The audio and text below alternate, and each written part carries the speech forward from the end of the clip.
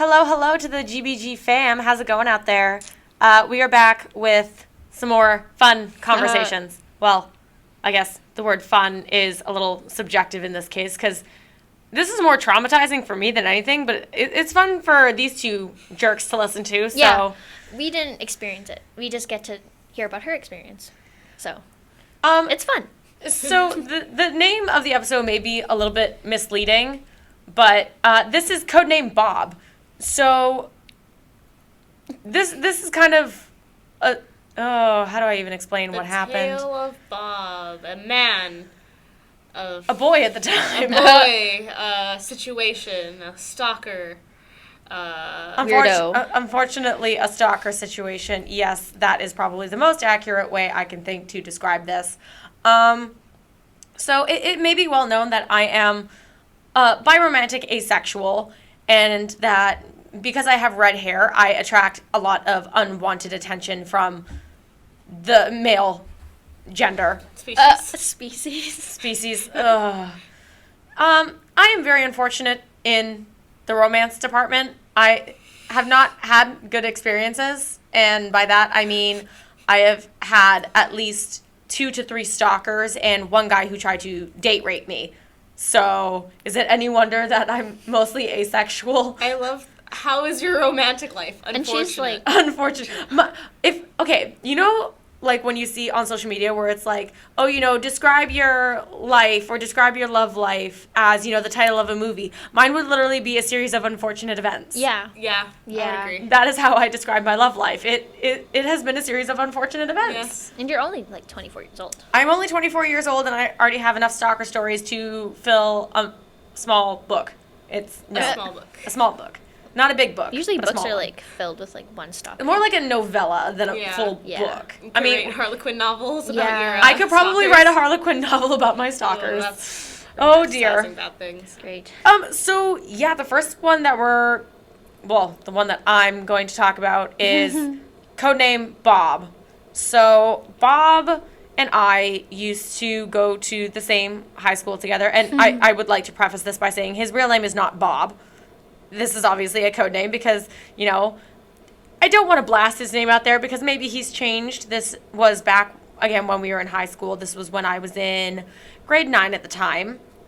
So, believe it or not, Bob and I had actually gone to the same middle school together and the same high school. But you know how who people are, but you're aware of them, but you don't know them. Do you know what I mean? You never had a conversation, but you know we their never names. interacted. We never had a conversation. We never nothing.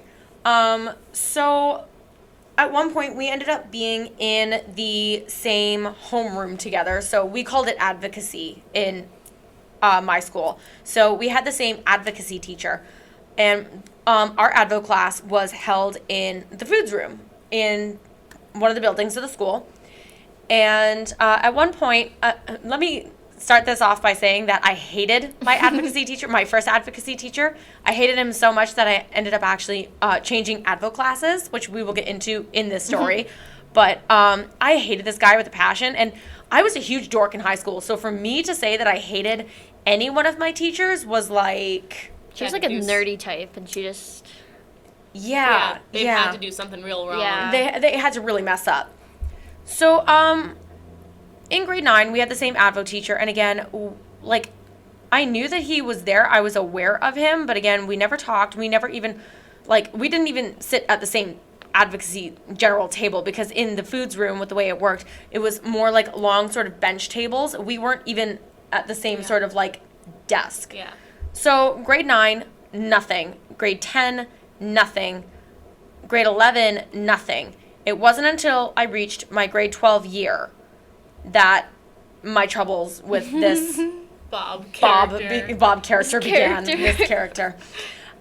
So again, all through middle school, nothing, and then all through high school, nothing. Even though we had the same advocacy class, he never tried to talk to me. We also shared a band class together. He never tried to talk to me there either. So very much just knew who he was. Never spoke to the guy. Never looked at the guy. Nothing. I was literally just about to say, maybe he saw that you grew, boobs and butt, but then if anyone's ever met me, everybody knows that I don't have boobs, nor do I have a butt. Those just never grew in, so, I don't think that was the case. He just likes your legs. No. The horror. Grade 12 year finally comes around, and I still hate my advocacy teacher with a burning passion. And at one point, he had ended up needing to step out of the room to go in. I think he got called to the principal's office, and I thought it was hilarious. It was probably just for a meeting or something like that, but I thought it was funny because it sounded like he was getting called to the office because he was in trouble, and I hated him. But regardless, so a lot of our advocacy class decided, screw it, we're just going to ditch class. Mm-hmm. I was a dork. As much as I hated this teacher, I was not going to skip class because, nerd. But, so I stayed in the room, but that doesn't mean that I wasn't going to get up to shenanigans. So I was actually normally a very quiet, studious person throughout high school. I don't know what got into me that day, if it was just because I hated this teacher or what, but I started goofing off, unlike I normally would be. So at one point, I had started rummaging through all of the cupboards behind the prep desk. Oh, God, I hope no one from my school ever hears this. I started, rummaging through the cupboards, and I had found a bottle of Nesquik chocolate syrup.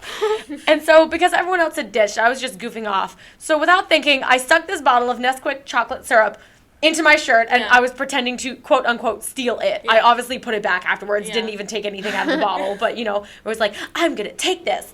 And I turned around, and I realized Bob was still in the room. I didn't know he was there. That's how much he was not on my radar. Yeah. I was not even aware that he was still in the room with me. So he was the only person in there with you? There were, 2 other people, but he was one of them. And the other 2 people were laughing because they were watching me, and they were like, wow, we've never seen you act like this before. Yeah.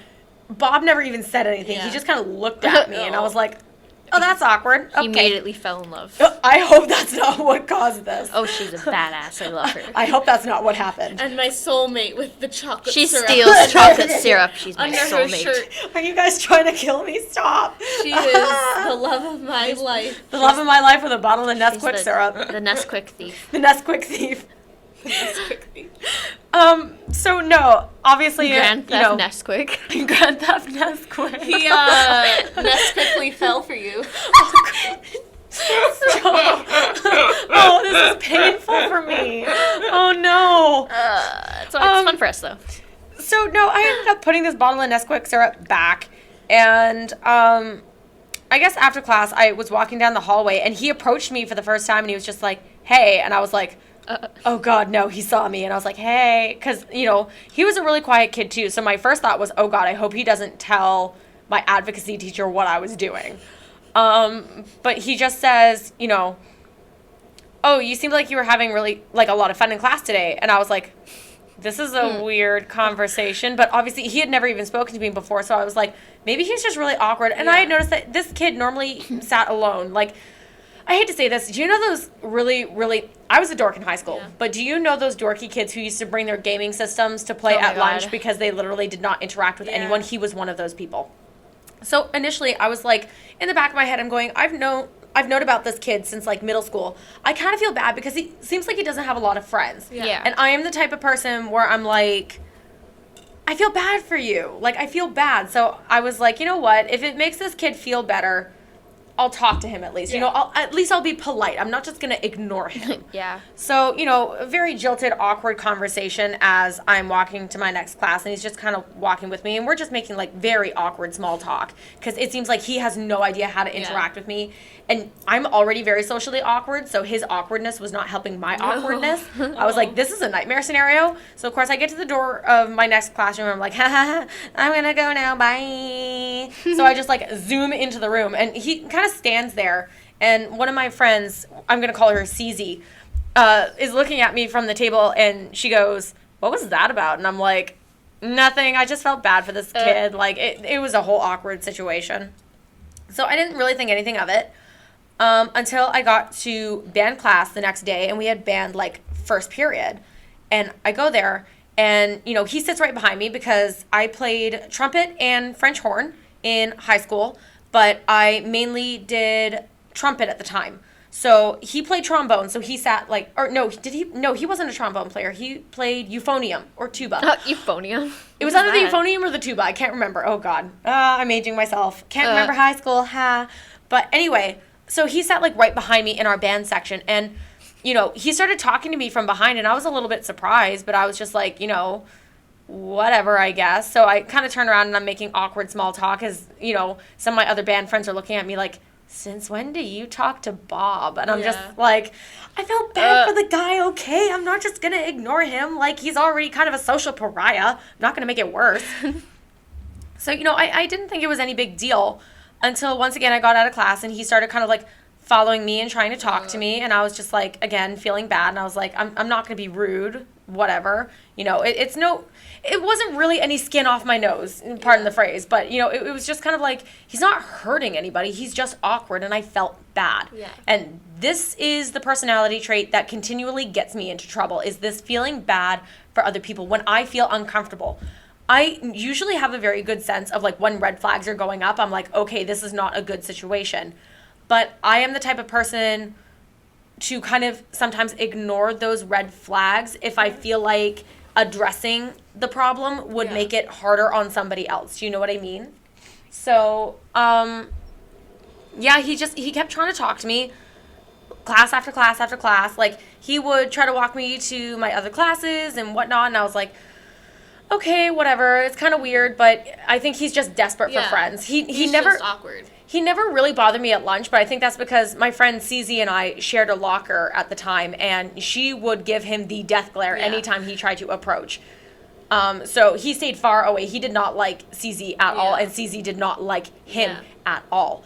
So eventually, he ends up starting to message me on social media, and I was like, okay, weird. But he started talking about how he wanted to write books, or he didn't want to write books. He wanted to write screenplays. And at the time, you know, I was heavy into English and writing and everything. And I was like, you know what? If this is a topic that we share, you know what? I'm willing to have a conversation with anybody about writing. Discussion. So I was like, cool, like, what are you writing? And he said, oh, it's just kind of screenplay stuff. And I was like, oh, that's cool. That's not really my style. Like, I don't read screenplays and I don't write screenplays. But, you know, good on you. Like, if you like writing, love what you do, you know? So eventually it got to this situation where, as you all know, I've addressed it before, but my dad had passed away in grade 9. And so, you know, when it came to that time of year, every year, it would be very hard on me. So I usually took off the day of his passing, which is January 21st. So, you know, January 21st rolls around and I decide, you know what, I'm really not feeling it. I'm not going to go to school today. I'm not in a good headspace. So I'm just kind of sitting there dicking around on social media because Mom knew that I was home. She had no problem with it. She knew what I was going through. But all of a sudden he pops up on my messenger and he's like, where were you today? And I was like, I'm at home. Yeah. And, you know, at first part of me was like, oh, he's probably just going to ask if I'm okay or something, like, oh, are you sick? Like, whatever. But that's not what happened. What happened was he went off on me. Oh, you ruined my day. How dare you not come to school? I was excited to see you today. Like, I kept waiting for you to walk through the door.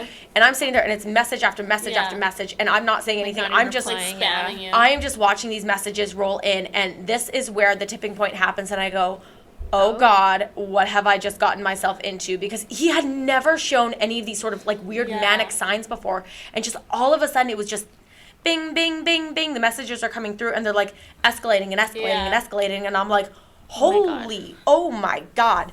And so finally, like in the middle of him ranting at me about how I've ruined his day by not coming to school without telling him, how dare I not tell him that I wasn't coming. I finally go, look, it's none of your business, but, you know, this is the anniversary of my dad's passing, so I really don't need shit like this today of all days. And on top of that, it's none of your business about why I do or do not come to school. Yeah, like. And at that point, I stopped messaging him. I, like, muted the notifications, you know, and I was just like, whatever. And I just had it at that point, and I was like, nope. And, you know, I checked back later, and he had continued to message me, but at that point, I just wasn't having any of it, so I didn't read any of the messages. I was like, no, because I already wasn't in a good headspace, and I didn't need some guy that I was just being polite to. Like, I would not have considered us friends or even acquaintances. I was just trying to be nice to this guy. And I was like, I'm not putting up with this on the anniversary of my dad's death. I don't need this. This is why I didn't go to school. Like, fuck off. So, yeah, it was not a good situation. I was very unhappy. And, you know, the next day I go back to class and, you know, I didn't share any classes with him on the next day. But, you know, I Like, if I saw him walking down the hallway, I walked in the other direction. I was like, I don't want to interact with you. Like, I'm not your friend. I'm not your buddy. If you're going to treat me like that, I want nothing to do with that's you. really Like, you guys are uncomfortable. Like, you guys are barely in friends. You acted like you guys were, like, married. Exactly. Yeah. And I was just like, what the hell is going on here? So I was just like, no, I'm not dealing with this. I'm not doing this. I was being nice to you before, but if you're going to be a dick, like, I'm checking No out. way. Like, goodbye. I'm not here for this. I was being nice because I felt bad for you. At this point, I don't feel bad for you anymore because you're asshole. This is why you don't have friends. Whatever. And then he messaged me on social media, and I guess he was trying to apologize, and I just kind of wanted to close the whole situation off. So I was like, you know what? It's cool. It's fine. But look, I don't really want to talk anymore, you know.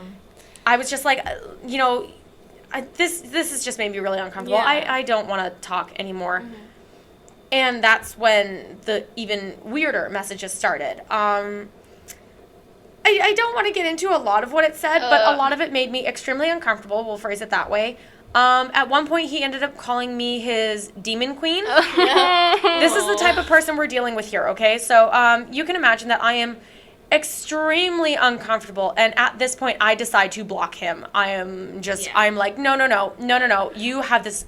He had this entire fantasy of us built up in his head, and I was like, I am not here for this. He probably this, wrote like Wattpad about you. I'm just like, I did not sign up for this. Like, no. A Bob and Abby fan fiction. A whole like smut series. Well, this is where it gets worse because you're not wrong.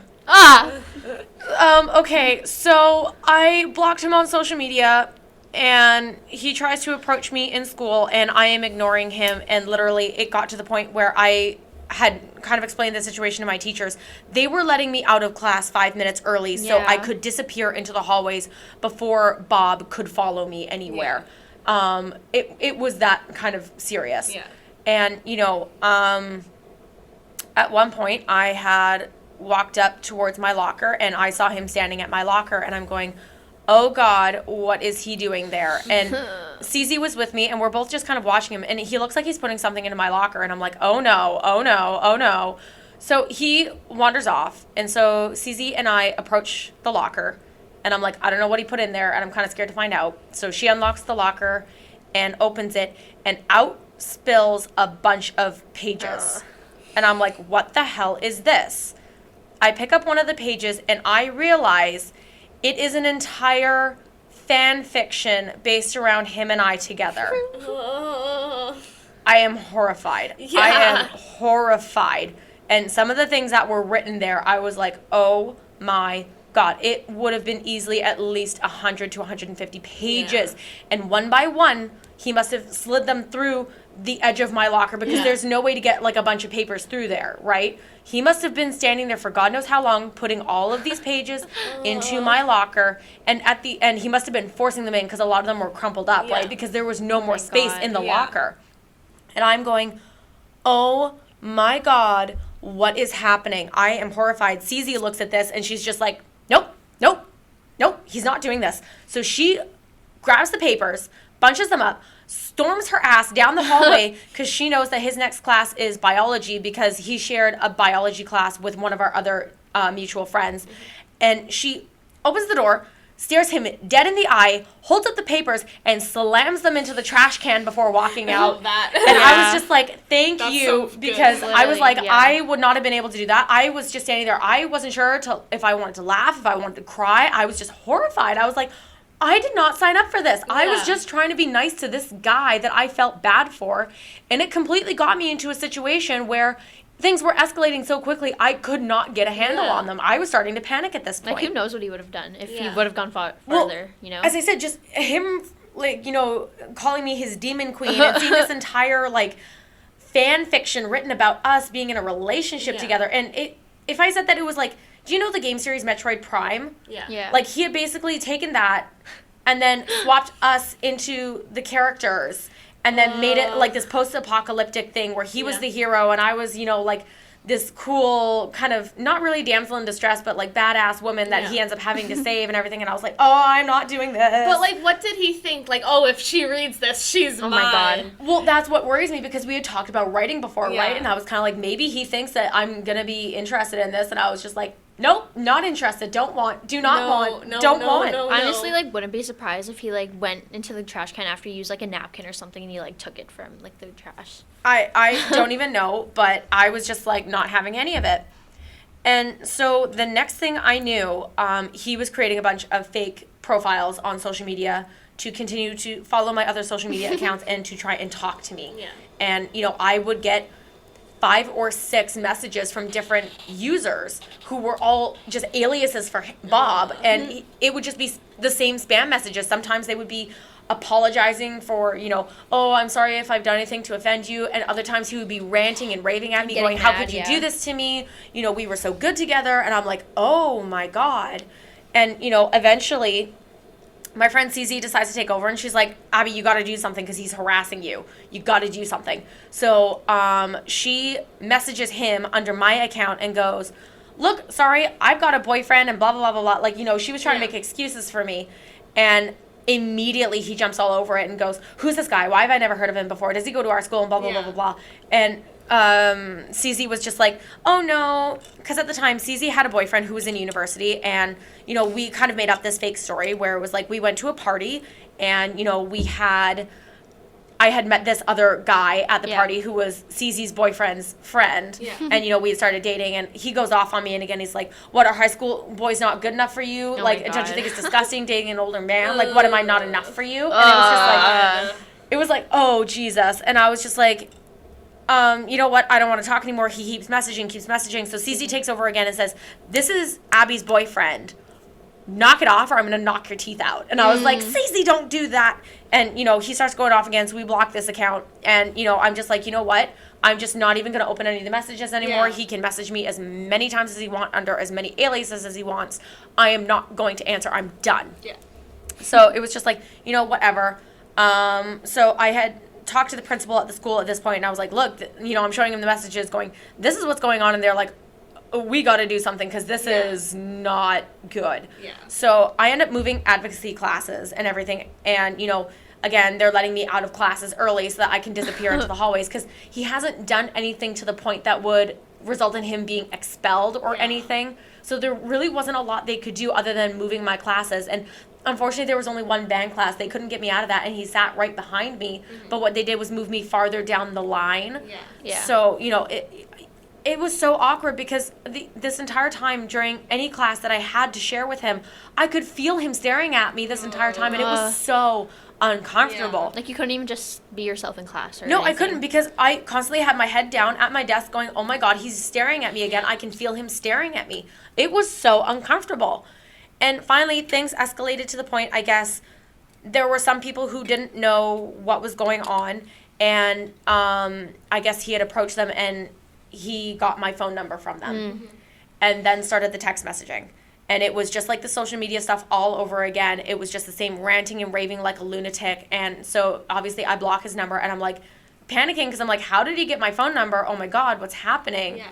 So it finally reached the point where one day I got on public transit to go home and I saw him getting on the same bus as me and my brain goes, red flag, something's not right. I know that this kid lives in the other direction. I know that he doesn't live in the same direction as me.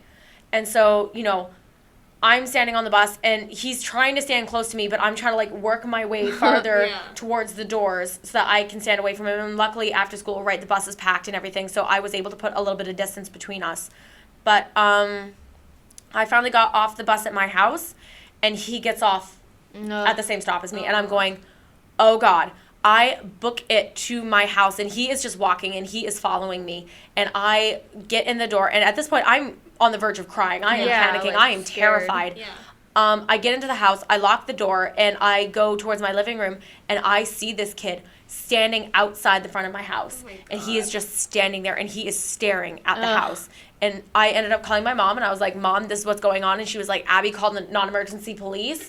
Like, it was a whole thing. Finally, a bunch of cadets came by and told this kid to move along, and he was very resistant to moving along. And at this point, I'm crying on the floor in my living room, hiding underneath the window, and I'm like, this is a goddamn nightmare. Yeah. How did me feeling bad for this kid and trying to be nice, how did it turn into this? Yeah. Like, how did it escalate to this point? Like, if he's not even willing to listen to the police, who knows what he would have And done. I was so afraid, and it got to the point where my friends were having to, like, chaperone me around the school, because if they saw him coming, one of them would jump in the way and make sure that he couldn't follow me while I had to run down the hallway in the other direction. Yeah. And it got to the point that a lot of people in our grade knew what was going on, and, you know, it was a nightmare for me. And, of course, later that year, we ended up graduating.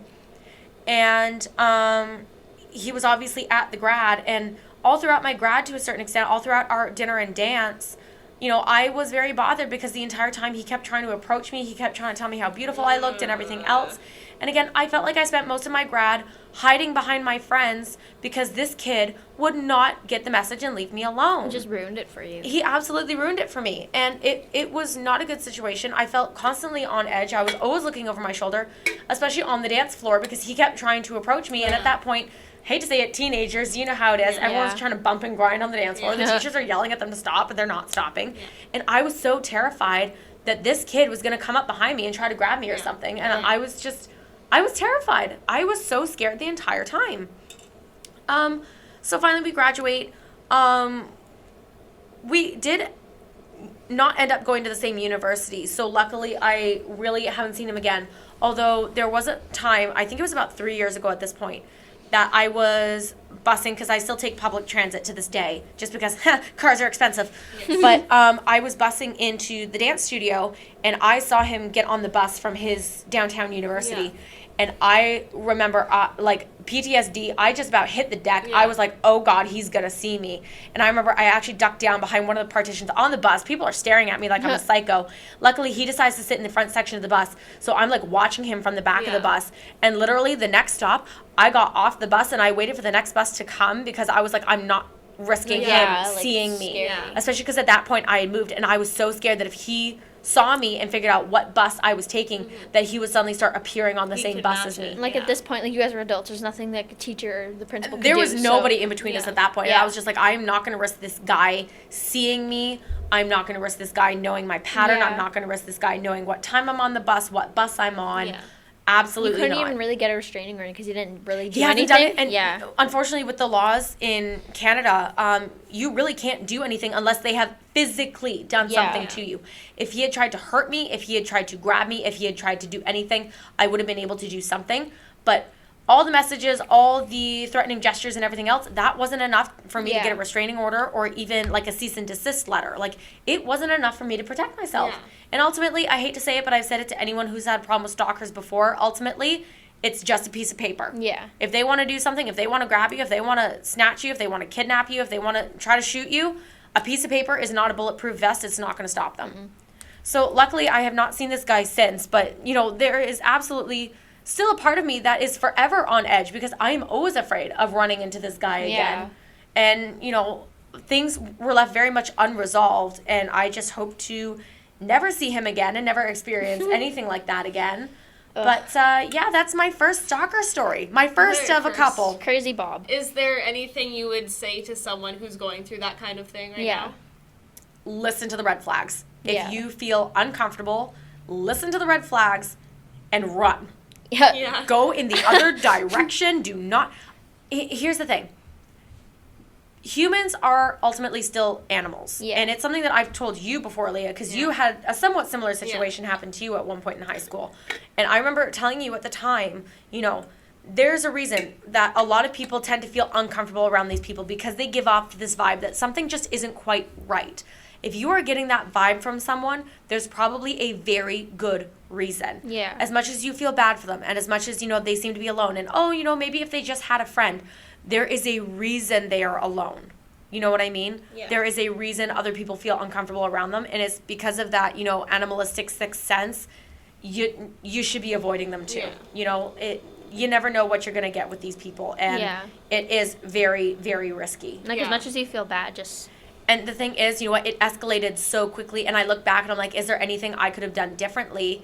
And ultimately, I look back and I'm like, I think maybe not interacting with him would have helped, But ultimately, I think no matter what, he was already dead set on going on that path. I don't know if he had a crush on me from middle school. I don't know how long he had been noticing me. I don't know if that day in that foods room during that advocacy class, I don't know if that's what set him off, if that was the catalyst, or if he'd been, as I said, harboring feelings for a long time. I don't know what happened. Yeah. But things got so out of hand so fast, and, you know, I really don't think that there's much I could have done. No. It kind of makes me sad that there is nothing that I could have legally done to protect myself. But again, you know, it's not like a piece of paper would have stopped him anyway. Hell, like the cadets barely got him away from my house the day he followed me. So I don't think anything would have stopped him. All I can say is that if someone is making you uncomfortable, block them, drop them, get rid of them, do what you need to do to keep yourself safe, because once things start escalating, like, getting them to stop is next to impossible. So just keep yourself safe, you know. And, you know, I do look back on it now and I do laugh a little bit, but I think if he were ever to make a reappearance in my life, I think I would be just as scared as I was before, which kind of sucks. But at this point, I haven't seen him in a couple of years, and so I look back on this and it's almost kind of cringy funny in a way, where I'm like, oh my God, did that actually happen? I mean, who sits there and goes, yeah, in high school I had a creepy kid push a bunch of basically like smut fan fiction about him and I into my locker. But it's no big deal. You were his demon queen. Oh God. Unfortunately, those words still get to me this day. So gross. Those words still get to me, Demon queen. and I cringe so hard. Oh my God. But at the same time, I'm sitting here and I'm smiling and I'm kind of laughing about it, because as much as it's cringy, it's so like cringy but funny now. Yeah. But no, as I said, you know, keep yourself safe, do what you need to do, and I'm sure at some point you guys will hear all about my other stalker stories. This is unfortunately the first of many. I told you, series of unfortunate events, just very unlucky. So I think next time we will probably talk about one of Aaliyah's experiences. Yes. So stay tuned for that, and we will see you in the next episode. Take it gay by gay, guys. Bye.